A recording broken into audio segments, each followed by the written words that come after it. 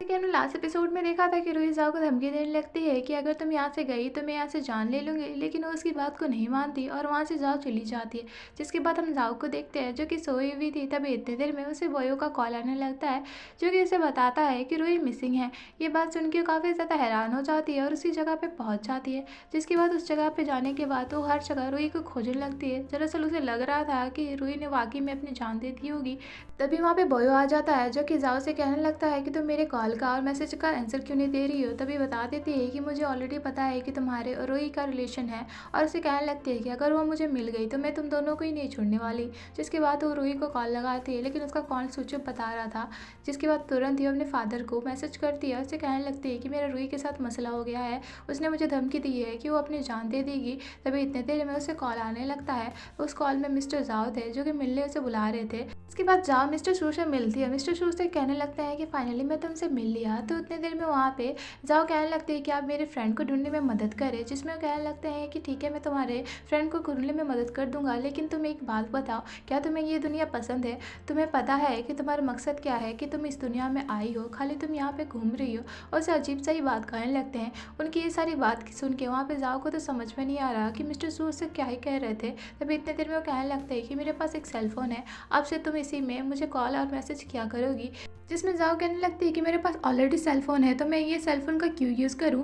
तो मिस्टर शू से बताते हैं कि जो सेलफोन का तुम यूज़ करोगी वो तुम्हारे एविडेंस का काम करेगा। एग्जाम्पल के तौर पे वो तुरंत ही वैसा ही सेलफोन निकालते हैं जहाँ से उसे पता चलता है कि जो मैसेज उसने अपने फादर को भेजा था वो मिस्टर शू के पास पहुँच चुका था। ये देखिए काफ़ी ज़्यादा घबरा जाती है। तभी इतने देर में वहाँ से मिस्टर शू भी चले जाते हैं। जिसके बाद सीन शिफ्ट हो जाता है। हम रात का सीन देखते हैं। यहाँ पे मिस्टर शू की उसे कॉल आती है जो कि उसे कहते हैं कि 15 मिनट के अंदर मुझे इस ब्रिज में मिलो, क्योंकि मैं तुम्हें फ़ोन में सारा बात नहीं बता पाऊंगा। जिसमें वो कहने लगती है कि क्या मतलब, 15 मिनट के अंदर मुझे वहाँ पे जाना होगा। जिसमें वो कहने लगते हैं हाँ। इतने देर में वहाँ पे मिस्टर शू की एक आवाज़ कट जाती है। जिसके बाद तुरंत ही वो अपने कार लेके वहाँ से निकल जाती है। हम देखते हैं कि 10 मिनट बचे हुए थे और यहाँ पे जाओ बार बार मिस्टर शू को कॉल लगाती है और मिस्टर शू से कहती है कि मैं इस जगह पर पहुँचने वाली हूँ, तो आप मुझे बताएं कि आपको क्या बोलना था। तो मिस्टर शू से कहने लगते हैं कि पहले तुम उस जगह पे पहुँचो, फिर मैं तुम्हें बताऊँगा। जिसके बाद हम देखते हैं कि फाइनली उस जगह पे वो पहुँच चुकी थी और वो कॉल लगाती है। तभी इतनी देर में हम देखते हैं कि उसके कार का एक्सीडेंट हो जाता है। जिसके बाद वो ब्रिज से नीचे गिर जाती है उसके कार के साथ। जैसे जाओ गिर रही थी तो उसके फ़ोन से एक लाइट हाउस सिस्टम ऑन हो जाता है, जो कि लाइट हाउस सिस्टम दूसरे मोबाइल को भी सिग्नल पहुंचा देता है, जो कि जिंग का मोबाइल था। अब जिंग के मोबाइल से ये आवाज़ें सुन के वहाँ पे लिन पहुँचता है, तो उसे एक मैप मिलता है। उस मैप को देख के वो हैरान हो जाता है। वो कहने लगता है कि क्या तुम यहाँ पे पहुँच चुके हो, और उसे लगता है कि उसका फ्रेंड जिंग वहाँ पे होगा।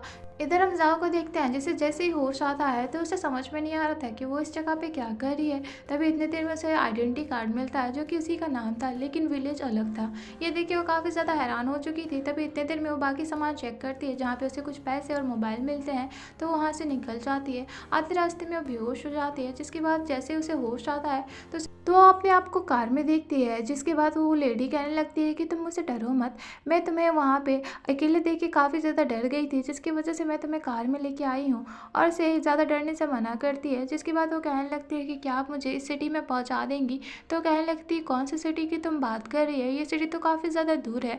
अब लेडी की ये बात सुन के उसे समझ में नहीं आता कि वो इतनी दूर कैसे पहुँच गई। तभी इतने देर में वो उनसे फ़ोन मांगती है, तो वो लेडी उसे फ़ोन तो दे देती है। तो कहने लगती है कि इसमें सिग्नल नहीं होगा, तो तुम पेट्रोल पंप के पास किसी से बात कर लेना। तो कहने लगती है ठीक है। तभी इतने देर में हम देखते हैं कि दोनों पेट्रोल पंप के पास पहुंच चुके थे और जाओ तुरंत ही वहां से निकल जाती है ताकि वो अंदर जाके किसी से बात कर पाए।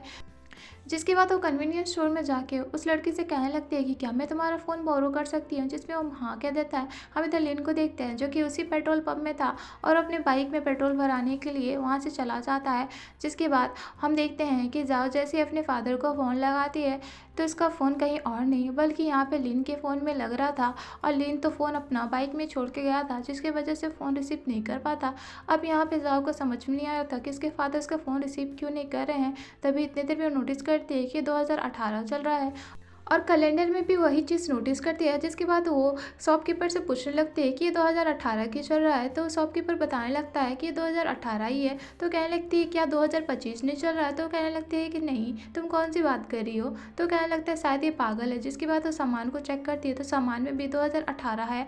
अब ये देख के वो काफ़ी ज़्यादा हैरान हो जाती है, उसे समझ में नहीं आ रहा था कि क्या हो रहा है। जिसके बाद वो वहाँ से जाने लगती है। हम देखते हैं कि लिन वहाँ पे पहुँच चुका था और वो जाओ को देखता है, लेकिन उसे पहचान नहीं पाता। तभी इतनी देर में वहाँ से जाओ भी चली जाती है। उसके जाने के बाद हम लिन को देखते हैं, जो कि स्टोर में के अंदर जाता है और उसे नंबर में फ़ोन लगाता है जिसमें उसे कॉल आया था। तो सामने वाला शॉपकीपर उसे उठाता है, तो उसे पता चलता है कि ये नंबर इसी का है। तो बोलने लगता है कि हाँ, यहाँ पे एक लड़की ने तुम्हें फ़ोन किया था, अब मुझे पता नहीं वो कहाँ होगी। लेकिन वहाँ पे लिन उसकी बात पे इतना ध्यान नहीं देता और वहाँ से चला जाता है। इधर हम जाओ को देखते हैं, जो कि काफ़ी ज़्यादा शौक थी। तो वो लेडी से फ़ोन मांगने लगती है, जिसमें वो लेडी उसे फ़ोन दे देती है।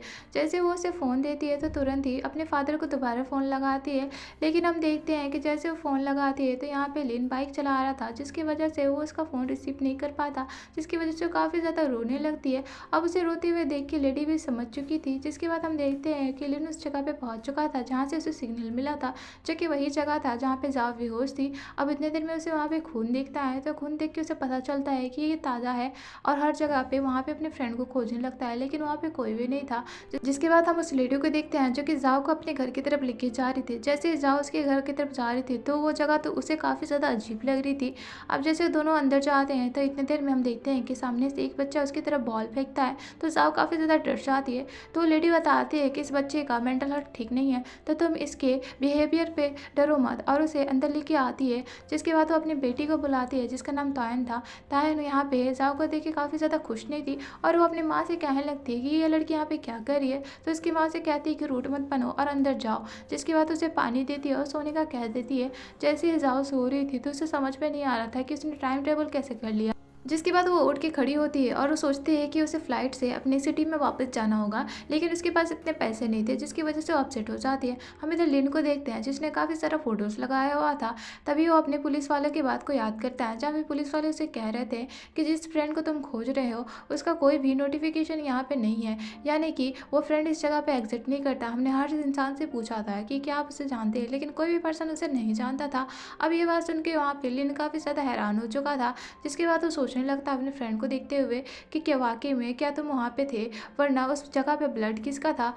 और वो अपने फ्रेंड की फ़ोटो की तरफ देखने लगता है। इधर हम जाओ को देखते हैं, जो कि ब्रश करने के लिए एक जगह पे आई हुई थी, जहाँ पे एक इंसान ब्रश कर रहा था। उसे ऐसे ब्रश करते हुए देख के जाओ को तो काफ़ी ज़्यादा बुरा लग रहा था, क्योंकि उस जगह पे वो कभी भी ब्रश नहीं किया करती थी। जिसके बाद जैसे उसका ब्रश करना हो जाता है तो वो भी ब्रश करने के लिए नल खोलती है। तभी हम देखते हैं कि यहाँ पे वो लेडी बेहोश हो चुकी थी जिसने उसे बचाया था। हमें पता चलता है कि इस बच्चे ने ऊपर से गमला फेंका था, जिसकी वजह से वो बेहोश हो चुकी थी और सभी लोग उसे हॉस्पिटल की तरफ लेके जाते हैं। तो उसके लिए कोई भी रिलेटिव नहीं था, जिसकी वजह से यहाँ पे जाओ को जाना पड़ता है। और जाओ जो हॉस्पिटल में पहुँच के बिल के बारे में सोच रही थी, क्योंकि उसके पास इतना पैसे नहीं था। तभी इतने देर में उस लेडी की बेटी आने लगती है तुरंत, और उससे कहने लगती है कि ठीक है तुम अपनी माँ को आप संभाल लेना, और उसे कागज़ थमा के जाने लगती है। उसे जाते हुए देख के तोहान कहने लगती है कि आप ऐसे कैसे कर सकती है, मेरी माँ ने आपको बचाया था तो आप भी उसकी हेल्प करें। जिसमें वो कहने लगती है कि मेरे पास उतने पैसे नहीं है। जिस बात को सुन के वो लड़की अपने पैसे निकालने लगती है। फिर हम दोनों को देखते हैं, जो कि पैसे को मिला रहे थे, तब भी उनके पास पैसे काफ़ी ज़्यादा कम थे, जिसकी वजह से जाओ हॉस्पिटल वालों को समझाने की कोशिश करती है कि उनके पास पैसे कम है तो उनकी बात को मान ले। तभी इतनी देर में वहाँ पे लिन आ जाता है, जो कि जाओ के सारे पैसे दे देता है। अब उसे पैसे देते हुए देख के काफ़ी ज़्यादा खुश हो जाती है और अपने 2 सिक्के वहाँ से उठा लेती है, जहाँ पे वो लिन का थैंक यू बोल के वहाँ से जाने लगती है। फिर यहाँ पे हम जाओ को देखते हैं, जो कि बाहर बैठी हुई थी और उसे काफ़ी ज़्यादा भूख लग रहा था, क्योंकि उसके पास 2 ही सिक्के थे।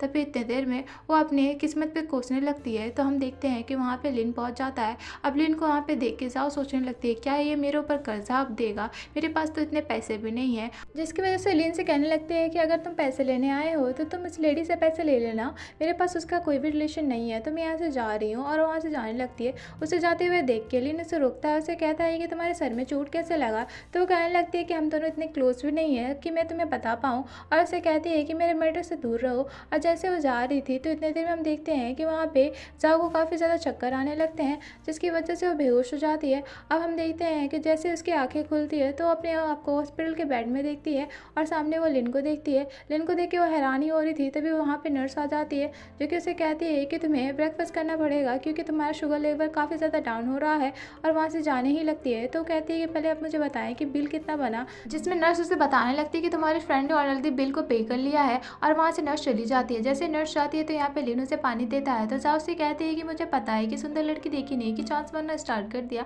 और उसे ठरकी बोल रही थी। जिसमें लिन कहने लगता है क्या मतलब, मैं ठरकी दिखता हूँ तुम्हें? तो कहने लगती है हाँ, तुम्हें पता भी है मैं जिंगयांग ग्रुप की डॉटर हूँ। और उसे कहते हैं कि अगर मैंने अपने फादर को कॉल भी लगाया ना तो तुम्हारे लिए काफ़ी ज़्यादा मुसीबत खड़ी होने वाली है। तो कहने लगता है कि अच्छा तुम जिंगयांग ग्रुप की बेटी हो क्या? तो कहने लगती है हाँ। तो कहती है कि ठीक है रुको, मैं अपने फादर को कॉल लगाती हूँ। अब जैसे ही फ़ोन लगाती है तो हम देखते हैं कि यहाँ पे फ़ोन किसी और को नहीं बल्कि यहाँ पे लिन को लग रहा था। अब जैसे लिन फ़ोन रिसीव करता है तो यहाँ पे जाओ समझ जाती है कि ये फ़ोन इसे लगा है, तो दोबारा वो अपने फादर को फ़ोन लगाने की कोशिश करती है। दोबारा हम देखते हैं कि यहाँ पे लिन को ही फ़ोन लग रहा था। अब ये देखिए वो काफ़ी ज़्यादा हैरान हो जाती है और कहती है कि मेरे फादर का नंबर तुम्हारे पास क्या कर रहा है? तो कहने लगता है क्या मतलब, तुम क्या कहना चाहती हो? दोबारा वो अपने फ़ोन में एक चीज़ सर्च करता है और उसे कहता है कि देखो तुम्हारे फादर का ऑलरेडी डेथ हो चुका था जो कि 2009 में दिखा रहा था। अब ये देख के कहने लगती है कि नहीं ऐसे नहीं हो सकता। तभी इतने देर में उसे एक कार्ड भी दिखाता है, कहता है कि देखो तुम्हारा नाम ये है और तुम इस विलेज से भी बिलोंग करती है। तो कहती है कि हाँ मेरा नाम ये है लेकिन ये विलेज गलत है, मैं इस विलेज से कभी भी बिलोंग नहीं करती है। उसे समझाने की कोशिश करती है, कहती है कि मैं जिंगयांग ग्रुप की डॉटर हूँ। तभी इतने देर में हम देखते हैं कि लिन उसके लिए जिंगयांग ग्रुप भी सर्च करता है जिसमें इंटरनेट में कोई भी रिस्पॉन्स नहीं था। अब उसे ये देख के काफ़ी ज़्यादा हैरान हो चुकी थी और समझ में नहीं आ रहा था कि आखिरकार ऐसा कैसे हो सकता है। जिसके बाद वो वहाँ से रोते रोते चली जाती है। जिसके बाद हम जाओ को देखते हैं जो कि एक रिवर के पास आई हुई थी और उसे लग रहा था कि इस रिवर में कूदने के बाद वो 2025 में चली जाएगी, और ये पागल लड़की सच में वहाँ से कूद जाती है। अब जैसे वो कूदती है तो पीछे से लेडीज उसे देख लेती है और सबसे चिल्लाने लगती है कि इस लड़की को बचाओ, ये पानी में कूद गई। तो एक पर्सन उसे बचा रहा था लेकिन वो कह रही थी कि नहीं नहीं मुझे डूबने दो, मुझे 2025 में जाना है। लेकिन वो पर्सन उसे ज़बरदस्ती उठा के वहाँ से लेके चला जाता है। जिसके बाद हम यहाँ पे देखते हैं कि जाओ पुलिस स्टेशन में पहुँच चुकी थी और पुलिस वाला उसे देख के कहने लगता है कि तुमने सुसाइड करने की कोशिश क्यों की? क्या तुम्हारा हार्ट ब्रेक हो चुका है? उसे लगता है कि इसका बॉयफ्रेंड ने इसे धोखा दे दिया, जिसकी वजह से उसे समझाने की कोशिश करता है कि ज़िंदगी काफ़ी ज़्यादा बड़ी है, तुम्हें ऐसे मरने की कोशिश नहीं करनी चाहिए। लेकिन यहाँ पे जाओ तो उल्टा समझाने की कोशिश करती है कि जैसा आप समझ रहे हो ऐसी कोई बात नहीं है, लेकिन पुलिस वाला उसकी बात नहीं समझता। तभी इतने देर में हम देखते हैं कि वहाँ पे लिन आ चुका था जो कि उसे छुड़ाने आया था। जिसके बाद हम देखते हैं कि वो काफ़ी ज़्यादा जाओ की तरफ गुस्से में उसके ऊपर कपड़ा फेंक देता है, और हम देखते हैं कि वो अंदर चला जाता है जहाँ पुलिस वाला उससे पूछता है कि ये लड़की तुम्हारे दोस्त है या फिर कौन है? तो वो कहने लगता है कि ये बस मेरी दोस्त है। जिसमें पुलिस वाला कहता है कि तुम अपने फ्रेंड का थोड़ा अच्छे से ध्यान रखना, मुझे लगता है ये काफ़ी ज़्यादा हार्ट ब्रोकिंग है, और ऐसे साइन करने का कहता है। जिसके बाद हम देखते हैं कि लिन साइन कर लेता है और वो कहने लगता है कि क्या आपको मेरे फ्रेंड के बारे में कुछ पता चला? तो कहने लगता है कि मुझे पता है, तुम इतने सालों से तुम यहीं आ रहे हो, लेकिन मैं तुम्हें कितनी बार बता दूं कि मुझे तुम्हारे फ्रेंड के बारे में कुछ भी नहीं पता चला, और जब भी मुझे पता चलेगा तो मैं तुम्हें बता दूंगा। जिसके बाद हमारा सीन यहीं कट हो जाता है। मिलता है नेक्स्ट एपिसोड में। Thank you for watching guys.